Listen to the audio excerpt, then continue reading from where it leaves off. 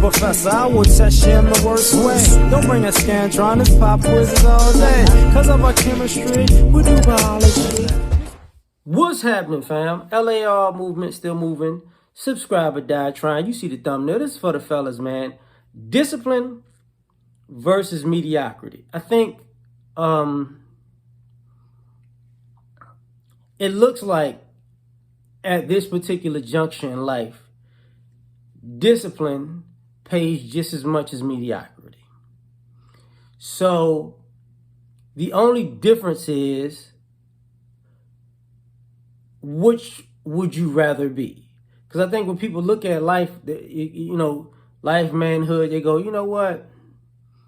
Being disciplined doesn't mean you're going to be successful. You get what I'm saying? And it doesn't mean you're going to be as successful as somebody who's mediocre. It just means you'll be more disciplined than them. Like, we look at a bunch of extreme success stories. And we look at people who go, oh, they just doing some regular stuff, and they wind up catching lightning in a bottle, in a sense. But when you're looking at people who are, for the most part, mediocre, and they did something mediocre, and people, gravitated to it, and it became something big. And what winds up happening is we deal in a society where people look at it and go, well, look how much effort this disciplined person put into this, and look at where they're at.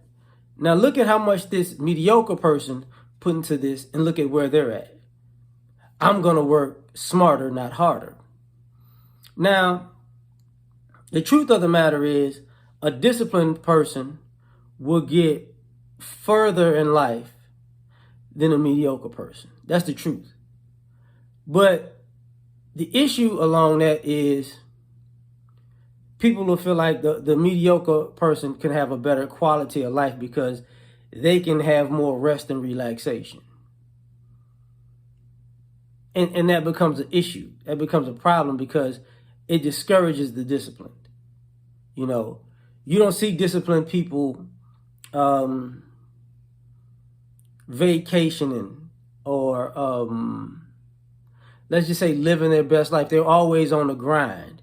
What you see is a lot of mediocre people enjoying what you would consider the fruits of their mediocrity, because it's really not their labor. But whereas the problem is,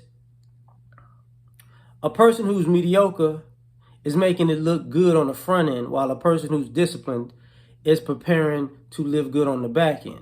So a mediocre person might look great being mediocre in their 20s and 30s, but a disciplined person is going to be living great in their 40s, 50s, and 60s. You see what I'm saying? So that young fun isn't worth the old toil, because if you're mediocre when you're young, it's going to force you to be disciplined when you're older, because all the things you didn't do, you're going to be forced to do. And if you're disciplined when you're young, it allows you to do all the things you wanted to do that you saw mediocre people doing, that you were too disciplined to do because you were grinding. When you're older, and your body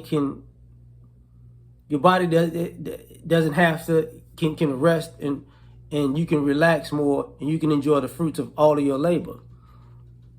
Like they have that statement, do what people won't do for 5 years, and you can do what you want to do for a lifetime. That type of thing. Same thing. Why I use the picture with the man in the mirror. You might, you can see yourself as healthy, but you can be unhealthy. But the question is, if you can see yourself healthy, you can achieve being that healthy. The issue is, do you want to do what it takes to become that healthy? And when having a six-pack isn't the picture of health, but it is the picture of discipline.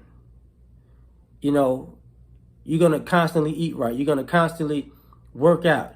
You're going to put time aside to make your health a priority, because no matter how you slice it, your health is your wealth, because whatever you do later on in life is going to be attributed to how healthy you are. So if you throw your health under the bus when you're young, it's going to throw you under the bus when you're old. But if you are healthy when you're young, you can if you fall off, you can always come back because you know you can do it. And the reason I'm saying that is this. At the end of the day, you got to ask yourself a major question. Because we talk about legacy, right? We talk about, putting in the work and being on your purpose.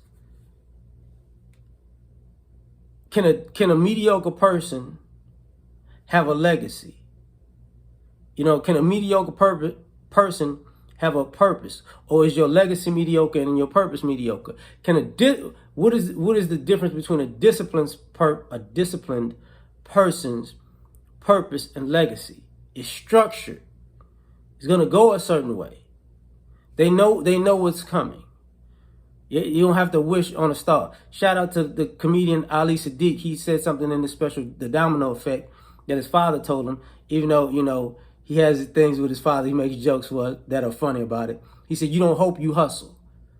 So a disciplined person doesn't hope, they hustle. A mediocre person just hopes. So tell me what you think. Like, share, subscribe, or die trying. Catch y'all on the next one. Peace.